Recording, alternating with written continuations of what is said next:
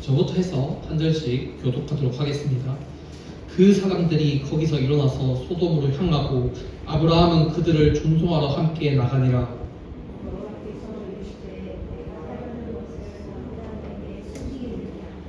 아브라함은 강대한 나라가 되고 천하 만민은 그로 말미암아 복을 받게 될 것이 아니냐. 내가 그로 그 자식과 방송에게 일어나여 여호와의 법을 지켜 그와 공부를 행하게 하여 그를 택하였나니 이는 나 여호와가 아브라함에게 대하여 한 일을 이루려 함이니라. 여호와께서 또 이르시되 소돔과 고모라에 대한 부르짖음이 크고 그 제약이 심히 무거우니 내가 이제 내려가서 모든 행한 것이 과연 내게 드린 부르짖음과 같지 않지 아니하니 보고 알려라.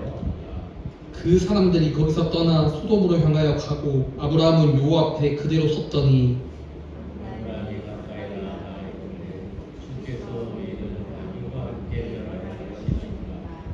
그 성 중에 의인 50명이 있을지라도 주께서 그곳을 멸하시고 그 50의인을 위하여 용서하지 아니하시리이까. 주께서 이같이 하사 의인을 자기와 함께 지으시고 부담하며 의인과 의인을 같이 하시고 부담하리라. 세상 심판하시니가 정의를 행하실 것이 아니니까.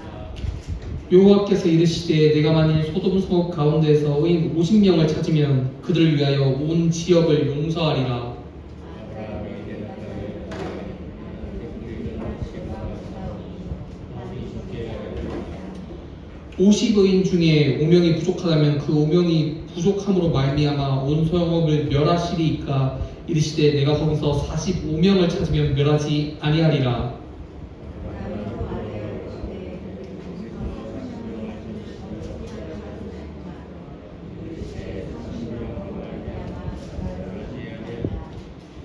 아브라함이 이르되 내 주여 노하지 마시옵고 말씀하게 하옵소서. 거기서 30명을 찾으시면 어찌하려 하시나이까. 이르시되 내가 거기서 30명을 찾으면 그리하지 아니하리라. 아브라함이 거기는데 내가 만일 내 주께 하나이다. 거기서 20명을 찾으시면 피하시어 이르시되 내가 20명으로 말미암아 그리하지 아니하리라. 아브라함이 또 이르되 주는 노하지 마옵소서. 내가 이것만 더 아뢰리이다. 거기서 10명을 찾으시면 어찌하려 하시나이까. 이르시되 내가 10명으로 말미암아 멸하지 아니하리라. 주께서 아브라함과 말씀을 하시고 아브라함도 자기 곳으로 돌아왔다. 아멘. 네. 우선 한 개 말씀드릴 게, 저희가 이제 예배 시작 전에 하는 찬양들을 이제 수련회 전까지 좀 수련회 곡으로 하려고 합니다. 왜냐하면 이제 수련회 찬양팀 총 7명 오거든요. 7명 오는데 그 사람들이 하는 곡이 좀 우리가 잘 모르는 생소한 좀 최신곡이 많을 수가 있어서 미리 예배 전에 한 곡을 듣고, 그리고 사실 원래 보통 예배 같으면 찬양이 두세 곡 되잖아요. 그래서 예배 끝나고도 한 곡 정도만 같이 듣는 시간을 좀 가져갑니다. 길지 않게 그냥 새로운 곡을 좀 익힌다는 식으로 매주 예배 시작 전에 한 곡, 끝나고 한 곡 이렇게 하도록 하겠습니다. 수련회 곡으로 그렇게 하도록 하겠습니다. 이제 설교로 들어갈게요. 저희는 계속해서 이제 하나바이블 교재 진도를 따라가고 있죠. 그래서 저번 주에도 아브라함 설교를 했었는데 이제 오늘 또 아브라함 설교입니다. 근데 이게 교재 진도상 아무래도 3년 동안 일독을 해야 되니까 모든 장을 다루지 않잖아요. 저번 주는 창세기 12장이었는데 이제 오늘은 바로 18장으로 넘어갔어요. 그래서 그 사이 내용을 조금 간략하게나마 좀 시간이 들더라도 얘기하고 그 다음에 본문으로 들어갈까 합니다. 우선 이제 저희 한번 성경책 같이 볼까요? 12장을 저번 주 설교 12장을 보면 하나님께서 아브라함을 부르시죠. 하나님께서 부르셔서 여기서 이제 핵심은 어떠한 조건도 보지 아니하시고 그저 은혜로 아브라함을 부르십니다. 그래서 이제 가나안 땅으로 가라라고 했는데 이제 12장 10절 이하로 보면 아브라함이 애굽으로 내려가요. 왜냐하면 그 하나님께서 말씀하신 그 땅으로 가는데 기근이 들었기 때문에 아브라함이 애굽으로 내려갑니다. 여기서 알 수 있는 것은 하나님 뜻은 애굽으로 내려가는 게 아니었거든요. 그렇기 때문에 아브라함의 믿음이, 제가 저번 주에 설교 때도 말씀드렸지만 부부적인 순종을 계속하거나 불순종했다고 했죠. 여기서도 아브라함의 그런 믿음이 연약함이 드러납니다. 그리고 이 본문에서 이제 그 애굽에 갔을 때 애굽의 왕이 자신의 아내인 이제 사레를 탐할까봐 아마 이뻤던 것 같아요. 탐할까봐 누이로 속이는 장면도 나오거든요. 이제 성경을 쭉 보면 아브라함의 연약함이 계속 나옵니다. 그래서 12장에 부르시자마자 애굽으로 또 내려가고 이렇게 누이로 속이고 이런 것을 통해서 아브라함의 연약함을 알 수 있고, 그리고 이제 13장을 보면 아브라함과 롯이 서로 갈라지게 됩니다. 왜냐하면 그 밑에 있던 이제 서로 양과 소 이런 것들이 점점 많아지면서 목자들끼리 싸우고 뭐 그런 일들이 있었습니다. 그런데 이 사건 가운데 성경에서 문자적으로 직접적으로 하나님께서 이렇게 하셨다는 내용이 나오진 않지만 이제 여러 가지 문맥을 유추해 봤을 때 사실 하나님께서는 아브라함이 자신의 친척과 가족도 떠나기를 원하셨습니다. 그래서 아마 하나님의 그 섭리 가운데 이러한 일이 있지 않았을까 이렇게 생각을 해볼 수 있습니다.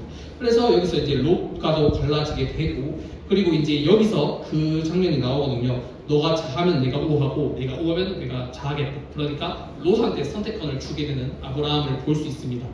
그 당시 시대에는 사실 아브라함한테 롯이 감히 이렇게 자기 의견을 내가 이 땅 가지겠다 이렇게 할 수 없는 상황인데도 아브라함은 롯한테 그것을 양보합니다. 그리고 이제 14장을 봅시다. 14장을 보면 롯이 이방 나라의 침입으로 인해서 잡혀가게 되는 내용이 나옵니다. 이제 갈라지게 됐죠. 아브라함과 롯이 갈라지게 됐는데 이제 그 갈라지고 나서 롯이 이방 나라한테 이제 이방 연합국에 의해서 잡혀가게 돼서 아브라함이 318명을 거느리고 이제 가서 롯을 구출하는 내용이 나옵니다. 그리고 이제 17절 이하에 멜기세덱과 아브라함의 내용이 나오는데 이것을 뭐 다 설명할 시간이 없겠지만 여기서 핵심은 이제 멜기세덱이 이렇게 말을 하는 거예요. 너가 롯을 구하는 그 전쟁에서 승리한 것은 너의 어떠함이나 너의 힘이 아니라 하나님의 은혜다. 그러면서 이제 여기서 최초의 11조가 나오게 됩니다. 그래서 아브라함이 이제 10분의 1을 이제 처음으로 이렇게 드리는 장면이 나오게 돼요. 멜기세덱한테. 어쨌든 그리고 이제 창세기 15장을 보면 아브라함과 여호와가 언약을 세우는 장면이 나옵니다. 이제 언약 이제 하나님께서 12장에서도 약속하셨던 게 있죠. 너로 인해서 큰 민족을 이루겠다. 너에게 복이 되게 하고 큰 민족을 이루겠다는 약속을 15장에서 한 번 더 언약하는 장면이 나옵니다. 그런데 이제 보통 언약 같은 경우에 예를 들어 두 왕이 언약을 해요. 그러면 언약을 어긴 쪽이 이제 이 언약을 어기게 되면 이제 쪼개진다는 의미로 동물을 쪼개는 그런 의식이 있었거든요. 이 언약을 세울 때. 근데 여기서 하나님 그리고 이제 그 사이를 지나가는 두 왕이, 근데 여기서 언약을 세울 때는 하나님께서만 이 동물을 쪼개서 지나가게 됩니다. 이게 어떤 의미가 있냐면 내가 언약을 어겨도 내가 쪼개지지만 아브라함한테 너가 연약해서 언약을 어기게 되더라도 내가 쪼개지겠다는 의미입니다. 그러니까 하나님께서는 너의 연약함이 있어서 이 언약을 너가 약속한 것을 지키지 못할지라도 내가 그 책임을 지겠다라는 의미로 여기서 언약을 세웁니다. 그리고 이게 이제 성경 전체를 봤을 때 신약 성경으로 넘어가면 십자가 사건까지 이렇게 이어지거든요. 어쨌든 뭐 오늘 본문이 아니니까 이 정도만 설명을 할게요. 그리고 이제 16장 같은 경우는 이제 이제 아브라함한테 요종이 하갈이라는 요종이 있었는데 이제 사레가 이제 하나님께서 자식을 주시겠다는 그 약속을 믿지 못해서 하갈을 통해서 그 아이를 얻게 합니다. 그리고 나서 이제 그런 사건으로 인해서 서로 사레와 하갈도 이제 갈등을 일으키고 막 그런 여러 가지 사건이 나오는 게 16장이에요. 네, 이건 그냥 넘어가겠습니다. 그리고 이제 17장 이건 조금 중요합니다. 성경에서 최초로 할례라는 것이 이제 나옵니다. 17장에서. 이 할례라는 것이 어떤 거냐면 이제 오늘날 같은 경우는 우리가 이제 세례라는 것을, 여러분 여기 세례 받은 사람 없죠? 네. 세례라는 것을 이제 어느 정도 나이가 차고 자격이 됐을 때 이제 내가 하나님을 이미 믿고 있지만 그것을 이제 약간 인친다는 개념으로 나는 정말 하나님의 자녀다 인친다는 개념으로 세례를 하잖아요. 근데 이 구약 시대 당시에는 이 이제 오늘날의 세례의 역할을 할례라는 것으로 그 역할을 했어요. 그래서 이 할례라는 게 좀 말하기 민망하지만 그 남자의 그런 어떤 부분에 이제 표식을 하는 거예요. 표식을 해서 이제 하나님의 자녀가 이렇게 인치는 겁니다. 그래서 이제 할례라는 것도 17장에 처음으로 나오게 됩니다. 그래서 여기서 하나님께서 명령해요. 너 이제 태어나면 8일 만에 다 할례를 받아라. 이제 할례를 받아라. 오늘날의 그 남자의 그 포경 수술과 유사한 겁니다. 어쨌든 그것을 이 당시에 마취 없이 했어요. 어쨌든 끔찍하죠. 어쨌든 그런 할례라는 것이 17장에 처음으로 나오게 되고, 그리고 이제 오늘 본문인 18장이 나오는데, 오늘 본문도 또 18장 후반부죠. 이 초반부를 보면 하나님께서 두 천사를 거느리고 사람의 모양으로, 그러니까 이제 천사와 하나님이 이제 셋 다 전부 사람의 모습으로 와서 아브라함한테 방문하는 내용이고, 여기서 다시 한번 아브라함한테 아들을 약속하는 내용이 18장입니다. 그리고 오늘 본문이 이제 18장 소돔에 관한 내용이 드디어 나옵니다. 네, 요약하기 정말 힘드네요. 빠르게 설명. 어쨌든 네. 그리고 이제 본문으로 들어가도록 하겠습니다. 오늘 내용은 이런 뜻이에요. 그러니까 하나님께서 소돔과 고모라를 보시고 심판하시기로 작정하십니다. 여기 20절을 한번 볼까요? 20절, 21절을 띄어져 있죠? 띄워주세요. 20절, 21절. 20절, 21절을 제가 읽어드리도록 하겠습니다. 여호와께서 또 이르시되 소돔과 고모라에 대한 부르짖음이 크고 그 제약이 심히 무거우니 내가 이제 내려가서 그 모든 행한 것이 과연 내게 들린 부르짖음과 같은지 그렇지 않은지 내가 보고 멸려하노라. 자, 그 하나님께서 부르짖음을 들으셨다고 합니다. 이것을 통해서 우리가 첫 번째 알 수 있는 것은 하나님께서는 우리가 삶 가운데 고통을 겪고 하나님께 부르짖는 기도를 할 때 하나님께서는 우리의 기도를 들으십니다. 그리고 하나님께서는 우리의 기도를 들으신 후에 직접 그 기도에 응답하시고 행동하십니다. 그게 오늘 본문에도 나오게 됐죠. 자, 그러면 하나님께서 부르짖음을 들으셨다고 했잖아요. 그러면 이 소돔과 고모라는 그 당시 어떤 도시였을까요? 이제 교회를 좀 오래 다니다 보면 이런 말을 많이 들었을 겁니다. 소돔과 고모라는 동성애가 만연한 도시다. 네, 그 말도 물론 맞습니다. 이 당시에 소돔과 고모라에는 성적인 문란이 되게 심했습니다. 동성애도 정말 많았고 되게 심했는데, 그런데 소돔과 고모라가 그 성적인 문란에만 있었던 것은 아닙니다. 그것을 성경 다른 부분에서 볼 수 있는데 에스겔 16장 49절에서 50절을 띄워주실래요? 여기 보면 이렇게 나오죠. 보라, 내 아우 소돔의 제약은 이러하니 그와 그 딸들에게 교만함과 식물의 풍족함과 태평함이 있으며 또 가난하고 궁핍한 자를 도와주지 아니하며 거만하여 가증한 일을 내 앞에서 행하였습니다. 그러므로 내가 보고 그들을 없이 하였느니라. 자, 우선 소돔과 고모라의 사람들은 되게 많이 교만했던 것 같습니다. 교만했던 것 같고 풍족함과 태평함이 있음에도 가난하고 궁핍한 자를 도와주지 않는 죄를 짓습니다. 여기서 또 하나 알 수 있는 것은 사실 우리 크리스찬들에게 구제는 어떤 선택사항이 아닙니다. 하나님의 이제 정의를 실현시키기 위해서 너무 많은 빈부격차는 사실 하나님의 뜻이 아니거든요. 오늘 본문에도 레위기의 희년이나 이런 여러 가지들을 봤을 때 하나님께서는 그런 큰 빈부격차를 원하지 않으십니다. 그리고 우리가 많이 가진 것이 있으면 남들한테 조금 나누고 가난한 자들한테 나누는 게 하나님의 뜻인 것을 또 알 수 있습니다. 그리고 50절을 보면 가증한 일이라는 것이 나오는데 아마 이 가증한 일이 성적인 타락과 그 외에 여러 가지 우상 숭배가 아니었을까 학자들은 이야기합니다. 그래서 소돔과 고모라는 단순히 성적인 죄만 있었던 곳이 아니라 이렇게 물질적으로 누군가 학대했을 수도 있고, 그리고 이런 재정이나 이런 여러 가지들이 누군가에게 집중되거나, 그리고 구제나 이런 약자들에 대한 정책도 많이 없는 도시였던 것 같습니다. 네. 어쨌든 그러한 상황 가운데 이제 하나님께서 그런 것들을 보시고 소돔과 고모라를 이제 심판하시기로 작정을 합니다. 그래서 이제 그것에 관해서 아브람과 대화를 하거든요. 우선 16절 한번 볼까요? 오늘 본문의 16절. 16절을 보면 이제 이렇게 나오죠. 여기서 그 사람들은 하나님이 이제 사람의 형태로 오신 하나님과 두 천사입니다. 그 사람들이 거기서 일어나서 소돔으로 향하고 아브라함은 그들을 존송하러 함께 나갑니다. 그러니까 이제 아브라함이 이제 존송하다는 의미는 약간 배움 같은 의미로 같이 이렇게 가고 있어요. 이제 그 사람들이 가는데, 근데 이제 17절에 하나님께서 이렇게 말씀하시죠. 내가 하라는 것을 아브라함에게 숨기겠느냐 이렇게 말을 합니다.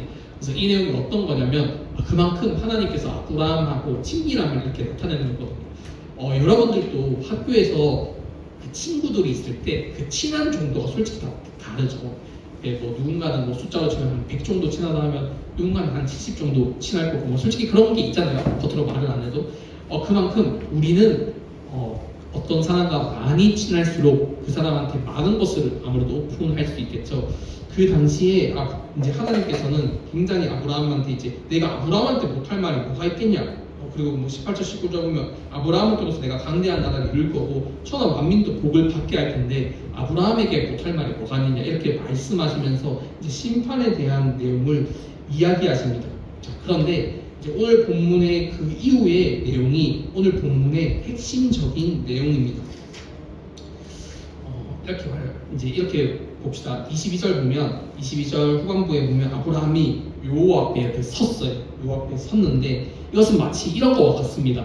오늘날에 우리가 법정에서 어떤 뭐 변호사 같은 법정 대리인이 누구를 변호하기 위해 설 때가 있잖아요. 그런 의미에 가까워요. 이 본문의 그런 뉘앙스나 이런 것을 봤을 때 마치 변호사가 어떤 죄인을 변호하듯이 아브라함이 하나님 앞에 탁 섰어요. 서고 나서 아브라함이 이렇게 합니다. 23절 제가 읽어드릴게요. 띄워주세요. 아브라함이 가까이 나와 이르되 주께서 의인을 악인과 함께 멸하려 하시나이까. 24절 그 성 중에 의인 50명이 있을지라도 주께서 그것을 멸하시고 그 50의인을 위하여 용서하지 아니하시리까. 이렇게 이야기를 합니다. 근데 자 생각을 해봐요. 조금 이 본문을 볼 때 오늘날의 그런 시대상과 이 당시의 시대 문화를 조금 구별해서 볼 필요가 있습니다. 그러니까 오늘날은 좀 개인주의적인 사회잖아요. 그래서 예를 들어서 여기서 누군가가 한 명이 잘못을 했어요. 근데 누군가 한 명이 잘못한 것을 가지고 제가 모두한테 뭐라고 하면 되게 억울하겠죠. 그리고 여러분들이 만약에 학교에서 학교 선생님이 어떤 반의 소수가 잘못을 했는데 막 단체로 막 제가 어릴 때는 막 단체로 벌 주고 했거든요. 막 엎드려 뻗쳐 그래가지고 근데 막 반에 30명 중에 2-3명이 잘못을 했는데 만약에 반 전체를 너희다 엎드려 이렇게 해서 엎드리게 하면 여러분들은 굉장히 억울할 겁니다. 맞죠? 그런데 이 당시에는 조금 그 문화가 달랐어요. 이 당시는 좀 공동체성이 되게 강했거든요. 가족끼리 뭔가 일을 다 같이 하고 생계를 책임지고 그랬기 때문에 어떠한 가족이나 어떠한 공동체가 어떠한 도시가 잘못을 했을 때 그 소수가 잘못을 하더라도 그 전체한테 연대 책임을 묻는 게 그렇게 뭔가 억울하게 생각하거나 그런 문화 자체가 아니었습니다. 그런 문화 자체가 아니었습니다. 이거 혹시 저 목소리 잘 들리나요? 좀 울리지 않죠? 저한테는 울리게 들립니다. 네, 그런 것들이 그렇게 억울하게 여겨지지 않는 문화였어요.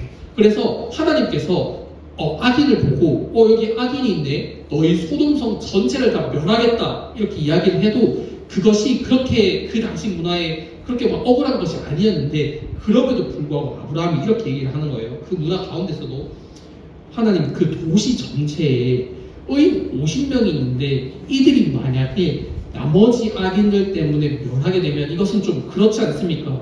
이것은 조금 부당합니다. 이렇게 말을 하는 게 오늘 아브라함이 마치 그 법정의 변호사가 변호를 하듯이 그 역할로 하나님 앞에 서서 지금 이야기를 하고 있습니다.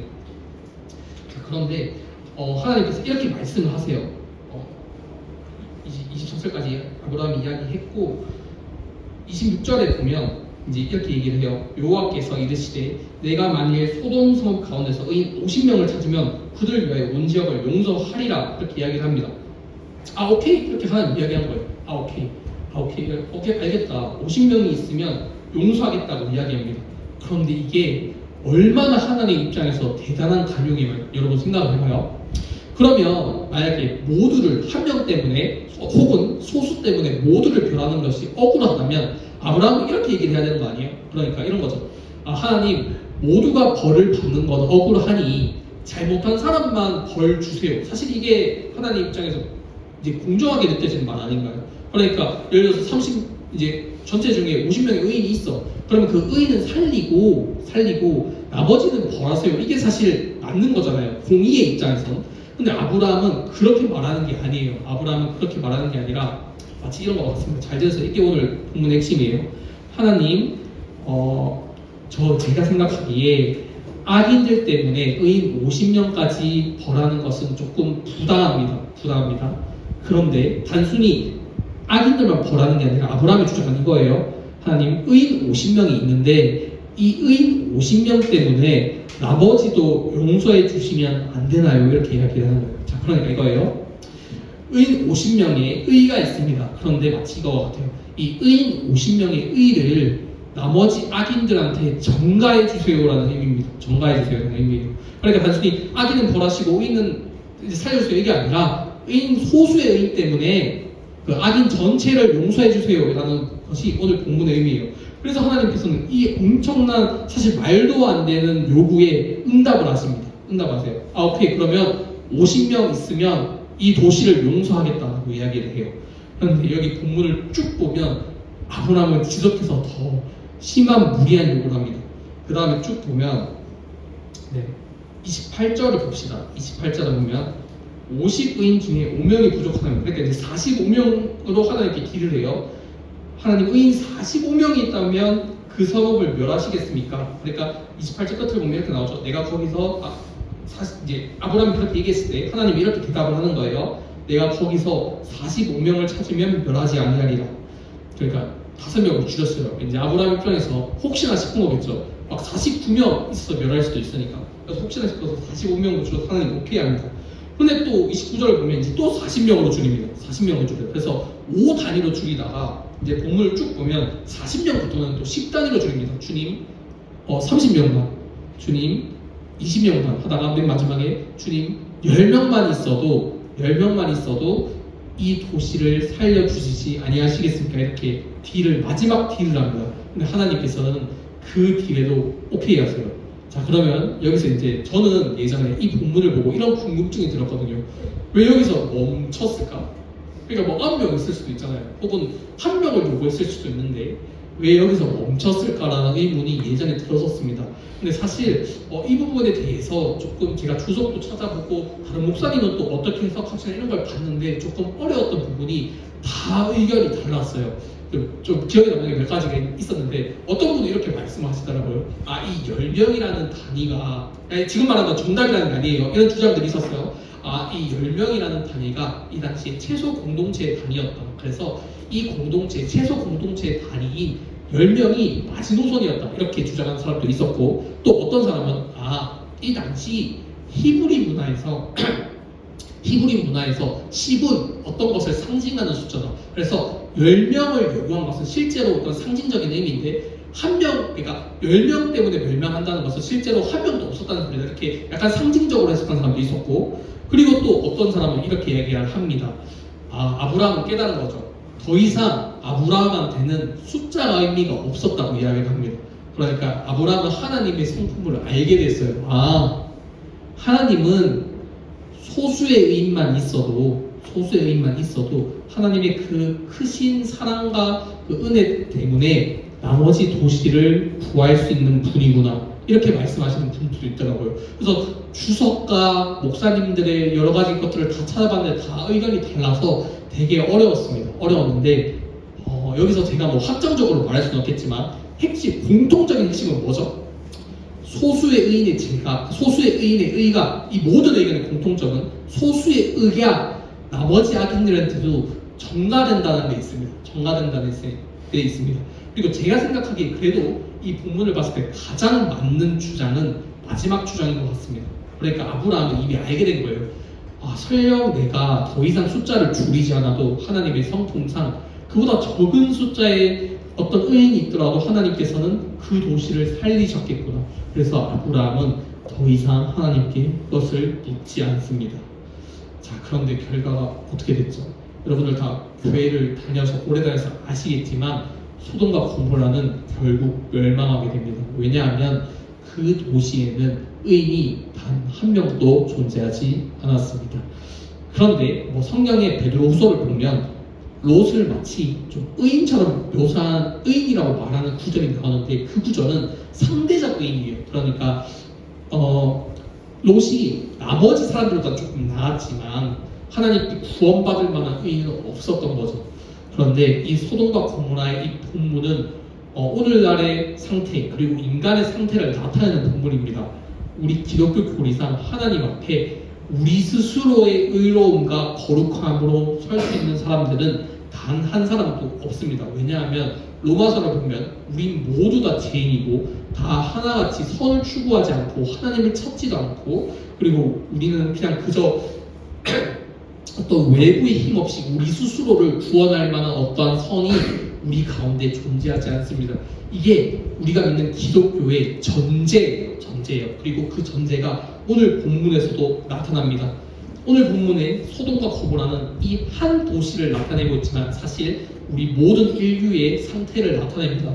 우리는 다 죄인이고 우리 어떤 외부의 어떤 의인 없이는 우리는 우리 스스로를 구원할 수 없습니다. 그래서 소돔과 고모라는 멸망했습니다. 그런데 이 본문이 여기서 끝나면 우리한테는 희망이 되지 않잖아요. 그렇죠? 우리가 성경을 볼 때 어떤 본문을 볼 때도 이 성경 전체의 66권의 문맥 가운데 그리고 66권 전체를 생각하면서 성경을 보는 것은 대단히 중요하거든요. 이 사건이 수천 년이 흐릅니다. 수천 년이 흐르고 신약 시대로 넘어오게 됩니다. 신약 시대로 넘어오게 되면서 어떤 한 신이 인간의 몸으로 이 땅에 오십니다. 그게 예수님이죠. 그분께서는 이 땅에서 어떠한 죄도 짓지 않으십니다. 그러니까 그분께서는 완전한 의인이십니다. 완전한 의인이에요. 만약에 소돔과 고모라에 그분이 계셨다면 그분을 인해서 멸망하지 않았겠죠.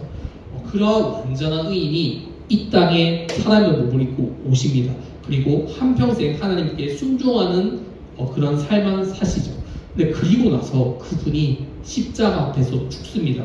왜냐하면 우리의 죄를 대신 정가받기 위해서요. 그렇기 때문에 우리는 이렇게 하나님께 기도할 수 있습니다. 아브라함은 이렇게 얘기했죠. 의인 50명만, 45명만, 40명만, 30명만, 20명만, 10명만 하면서 하나님께 끊임없이 우리 이 도시를 구원해달라고 기도합니다. 그런데 실제로 아브라함은 아마 한 명까지도 갔을 거예요. 그리고 아까 말씀드렸죠. 굳이 10명이 아니었더라도 아마 하나님의 성품을 봤을 때 소수의 의인이 있다면 구원하지 않았을까라고 말씀드렸었죠. 그런데 우리는 오늘날 예수님으로 인해서 이렇게 얘기할 수 있습니다.